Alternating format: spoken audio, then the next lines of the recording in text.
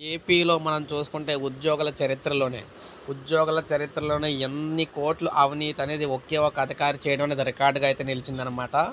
పూర్వ ఆర్డీఓ మురళి అవినీతి ఏకంగా 230 కోట్ల పైనే.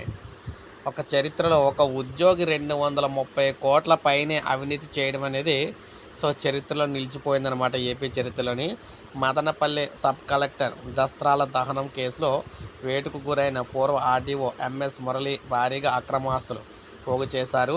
2 రోజులుగా అనిసా అధికారులు 5 జిల్లాల్లోని 14 ప్రాంతాల్లో జరిపిన సోదాల్లో 230 కోట్లకు పైగా అక్రమ ఆస్తులు ఉన్నట్లు గుర్తించారు. వాటిలో వ్యవసాయ భూములు, పౌల్ట్రీ ఫామ్స్, హోటలు, వ్యవసాయ భూములు ఉన్నాయన్నమాట.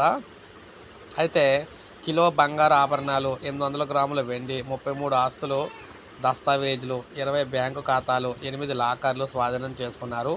అదుపులో ఉన్న మురళిని ఆదివారం సాయంత్రం అరెస్ట్ చేసి నెల్లూరు అయితే పంపించారు. అయితే ఒక ఉద్యోగుల చరిత్రలో ఇన్ని కోట్లు, వందల కోట్లు అనేది చాలా అరుదనమాట. అలాంటిది వందల కోట్లు అయితే అవినీతి చేసి చరిత్రలోనే, ఏపీ చరిత్రలోనే, ఉద్యోగుల చరిత్రలోనే అత్యధిక కోట్లు అవినీతి చేసిన ఉద్యోగిగా అయితే ముద్రపడడం అయితే జరిగిందనమాట ఈయన.